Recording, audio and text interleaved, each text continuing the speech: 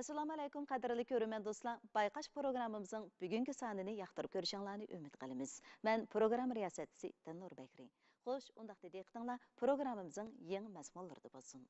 Şinjan TAIT Xalqaro savdo mas'uliyat chekli şirkati bilan birlikda boshqargan Bayqash programmamizni ko'rishingizni qarshi olamiz. Biz aldınғы san programımızda Bortala şəhərindəki G'alit taş jilg'isi, qo'y taş jilg'isining o'zgacha manzarasi va uning qanday shakllanganligi to'g'risidagi filmni diqqatingizga sungan edik. Bugungi san programmamizda biz sizlarni asrlar mobaynida kishilarni jalb qilib kelgan ajoyib sirliq bir Alvas shahriga boshlab boramiz.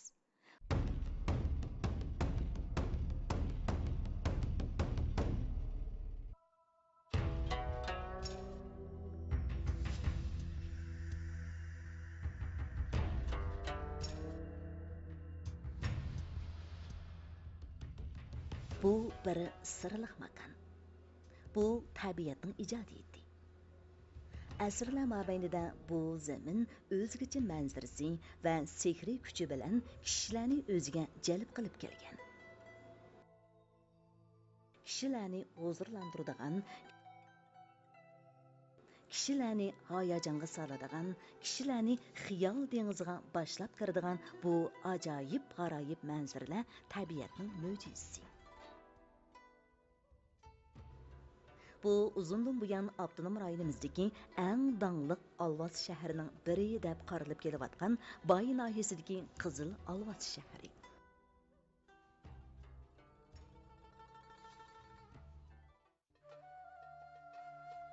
Bay nahiyasidagi Qizil Alvas shahri Tahlimakan qumlig'ining shimoliy qismiga, Tangritog'ining janubiga joylashgan.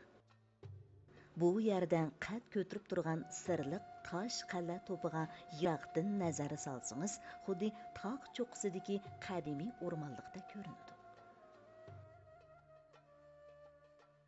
Shunglashqa bu xil yer shakligina egiz tog' tosh o'rmoni deb atalgan.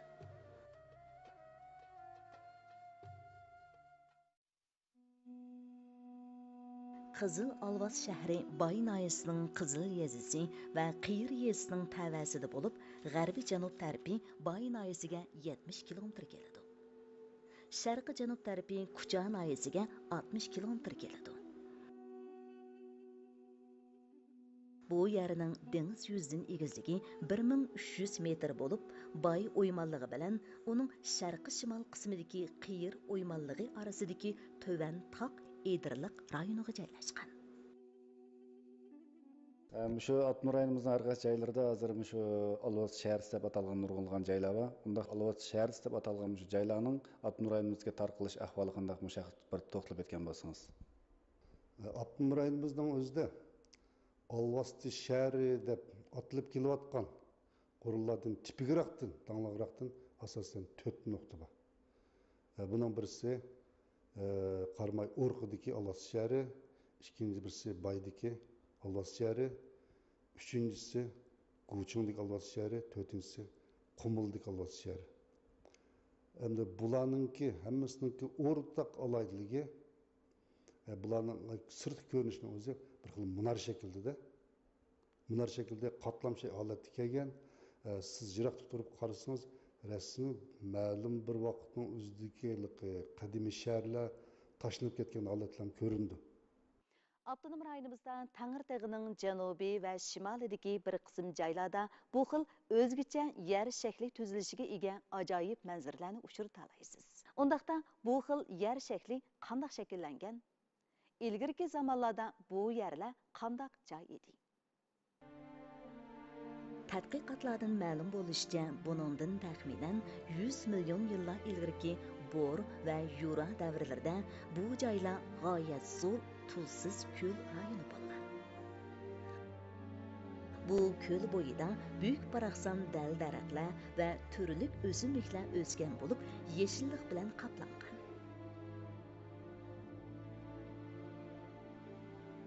Bu joylar turli cho'ng kichik dinozavrlar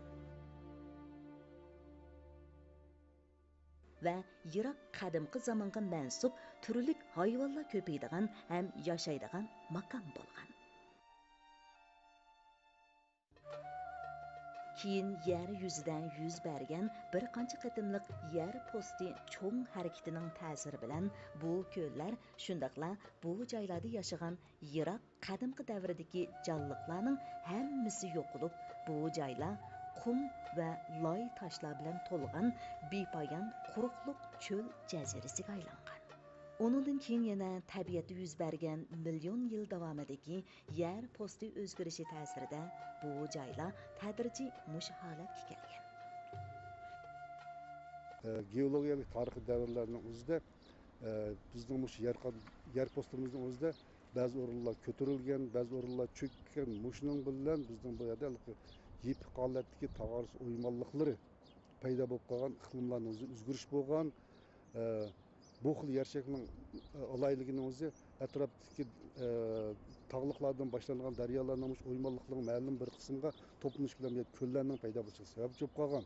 Bu hamda cho'ng jihatli arx ko'rinishini yaratib berdi. Hem tog' jinsinin xarakteri deganimizning o'zida yerdan yer shakli paydo bo'lgan o'rinlarning o'zi asosan ko'l, qadimgi ko'l. Ikkinchi birisi anandagi qadimgi daryolar. Mush ko'l va daryolarniki qurib ketgan o'rinlarda paydo bo'lgan bu bularniki nimalarni o'zi tog' jins tarkiblaridan qaraydigan bo'lsak asosan bu nima seg'iz to'pa, anandagi yoki bo'lmasa layliq jins, mayda qum, qum jinslari aralashib qatlamlashgan gorizontal qatlamli tog' jins rayonlari.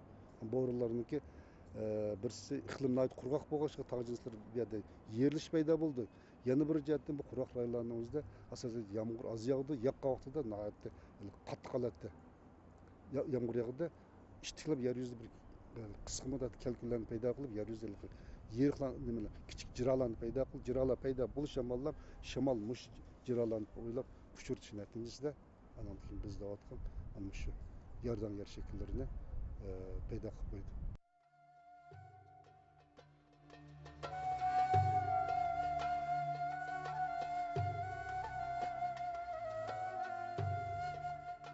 Bugungi Alvos shahri markaziga zo'r miqdordagi tabiiy gaz boyliqlarining yig'ilib qolishimi buni isbotlab beradi. Boysiz Alvos shahrisini yerdan yer shaklining bir turi deb tanishtirib o'tdingiz. Bundaqda yerdan yer shakli qanday shakllangan? Bu yerdan yer shaklining o'zidan bu yer sharining yerda bor bu. Asosan yer shariga ikki o'ringa markazlashib tarqalgan. Birisi shimoliy, janubiy yarim shardagi shimoliy janubiy kenglik 15 gradusdan 35 gradusgacha bo'lgan oralikdagi subtropik belliq yuqori besim bellig'i. Ikkinchisi mush Yevrosiyo materikining ichki quruqlik rayonidagi eng quruq bo'lgan o'rinlar.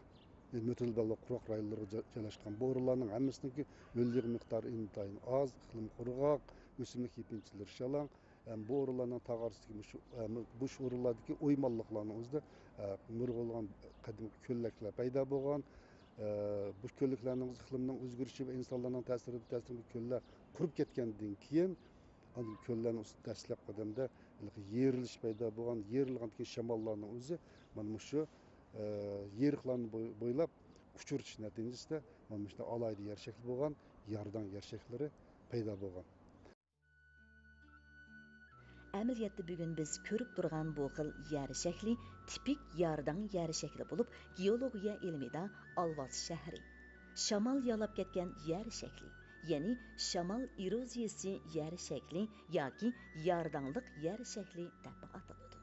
Yardan degan so'zning ma'nosimi qiyo to'pilik bo'lib, quruq rayondagi shamolning yimirilishidan shakllangan yer shaklini ko'rsatadi.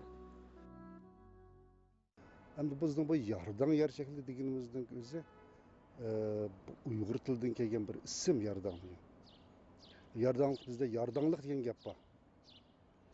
Endi bu yardan deganning o'zi ayni vaqtimizda shu g'arbliklarning o'zi bizning tarim o'ymonligining o'zining janub qismi Lopnur ko'li rayonini tekshirishga borgandan keyin shu o'rindagi yo'l boshlig'idan shu Lopnur ko'li atrofidagi alohida bo'lgan bir xil yer shaklini ko'rib, bu qanday yer shakli, buni nima deysizlar deb so'rgandan keyin shu g'arb davlatlarining o'zi, ya'ni yevropaliklarning o'zi yo'l boshlayotgan yo'l boshchining o'zi buni biz yardan deymiz degan. Bu yardan deganning o'zi emniyet bizning Uyg'ur tilidagi yardanlik degan o'xshashlik gap. Bu yana tik bo'lgan, past idirlik, ya'ni to'pi do'ngliklari va ozganliklar aralashib tarqalgan bir yer shakli degandan iborat. Bay nahiyasidagi Qizil Alvat shahrining yer shakli tuzilishi shimoliy egiz. Janubiy past bo'lib, umumiy ko'lami 6000 kvadrat metrdan ortiqroq keladi. Bu yerni to'g'risiga kesib o'tgan jilg'a ham jilg'a orasidagi egiz pastligi, cho'ng kichikligi bir-biriga o'xshamaydigan tog' tizmalari. Qiypash o'ymonliq va to'piliklar uzun yil qurg'oqchilikning chiritishi va yomg'ir suvlarining eqishi bilan shakllangan. Bu yerdan yer shakliniki paydo bo'lishiniki sababi o'xshamaydi. Ba'zi yerdan yer shakliniki o'zi maxsus yolg'iz shamolning ta'sirida paydo bo'lgan. Masalan, bizning bu Lopnurdagi yerdan yer shakli. Andan keyin Qarmay o'rqidagi yer shakli bu asosan shamolning ta'sirida paydo bo'lgan. Bu asosan bunday yerdan yer shaklari asosan o'ymonlikning ichki qismidagi, o'rta qismidagi tuzlanlik o'rinlarida. Ama tağ bağır kısımları joylashgan yana bir yerdan yer shaklari bor. Bu yerdan yer shaklarining o'zi asosan iqlim suvi bilan shamolning o'rtaq ta'siridan paydo bo'lgan. Üçüncü bir xil yerdan yer shakli bu asosan iqlim suvining ta'siridan, ananki qo'shimcha shamolning ta'siridan paydo bo'lgan. Yerdan yer shaklari asosan shu uch xil o'xshash bo'lgan kuchning ta'siridan paydo bo'ldi.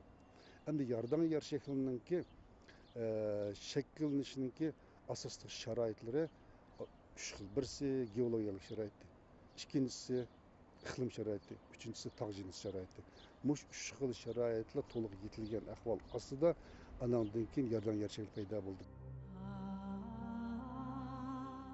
Bu Alvaz shahri ichidagi yolg'iz to'piliklar, tog' tizmalari va o'ymonliqlarning cho'ng kichikligi o'xshashmaydi. Ba'zilarining egizligi bir necha metrli bo'lsa, ba'zilarining egizligi 10 necha metrga yetadi. Bu yerdagi edirliqlarning keng torligi va uzun qisqaligidami zo'r farq bor. Ba'zilari necha 10 metr kelsa, yana ba'zilari necha 100 metrdan oshadi. Bularning hammasi qum tosh va loy toshlardan tashkil topgan. Ondaqda bu yardanlıqlar nima sababdan Alvaz shahri deb ataladi?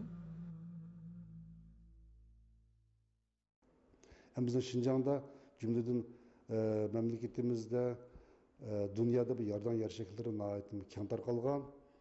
Hem şu yerdan yer şekillerinin içindeki alayları birisi yer katlamının özüde.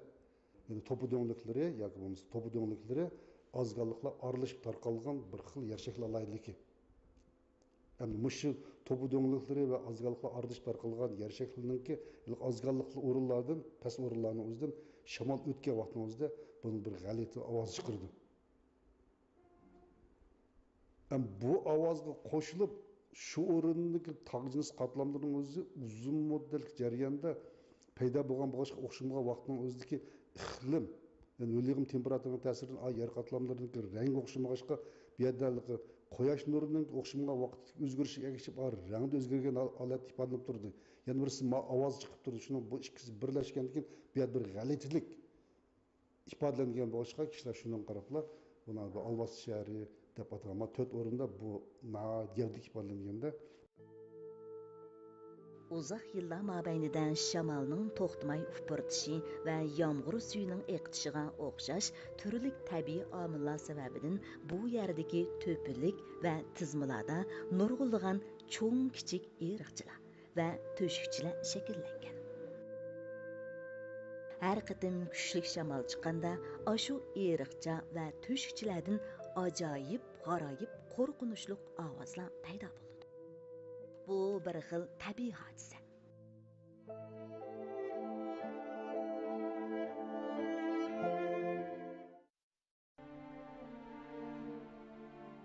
Qizil Alvaz shahri ichiga kirasangiz, xuddi sirliq o'rda ichiga kirgandek tuyg'u kelasiz. Chunki siz bu yerda sharq-g'arb, janub-shimolni farqlantira olishingiz to'liq qiyin. Baydaki bu Alvaz şehrimizin özü ben yukarıda ötken yerdan yer şeklinin 3 xil türünün içinde yani bir uzunchaq shakldagi, qil'a shakldagi, idiliq shakl, uch xil shakl deb ayirishdi, ammo mushning ichidagi qil'a shakldagisiga tava. Chunki biz uning ko'rinishini o'zida biz naq maydon va suratlarni o'zidan ko'rib turyapmiz. Uning ko'rinishi tog' jinslar gorizontallarga kelgan, asosan munar shaklida kelganda, shu munar shaklli ko'rinishlar intayincha qatlamni qarasangiz hammasi gorizontal qatlamliq. Hamda bularningki har bir qatlamlarning paydo bo'lgan davrlar o'xshamagan boshqa, uning rang ifodalari o'xshamaydi. Chunki o'xshamagan davrning o'zida iqlimda yana temperatura, o'ligim o'xshamag'achqa, tog' jinsining rangi shuning masalda o'zgargan. Shuningdek, buning siz tog' jinsi qatlamini qarasangiz, o'xshamagan qatlamda o'xshamagan rang bor. Uzoq zamonlardan buyon shakllangan edirliq, to'piliklar, seriq, qizg'ush, har xil ranglarda bo'lib, odamni ixtiyorsiz o'ziga jalb qildi.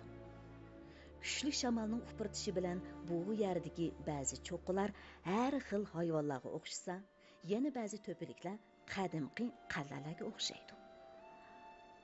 Bu joyda shakli har xil tabiiy ijodiyatlarning uchur talaysiz. Bo'libmi qish faslida oppoq qorlarni yepinchi qilgan cho'qqilar, to'piliklar, shundaqla edirliqlar sizni ajoyib badiiy surat dunyosiga boshlab kirdi. Mana bu tabiatning sehriy kuchi.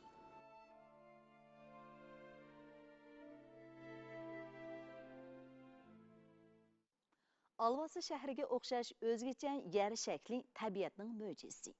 Uzoq zamonlar mobaynida u o'zining go'zal manzarasi va sirliqligi bilan kishilarni o'ziga jalb qilib keldi. Alvas shahrining sirlari texi tal to'kis echilg'uni yo'q. Bu yanada bizning izlanishimizga va tadqiq qilishimiz muhtoj. Qadrli ko'ruvchi do'stlar, bayqash programmamizning bugungi soni mushada oxirlashdi. Ko'ngil qo'yib ko'rganingizga rahmat. Kelar sonda ko'rishaylik. Xayr xo'sh.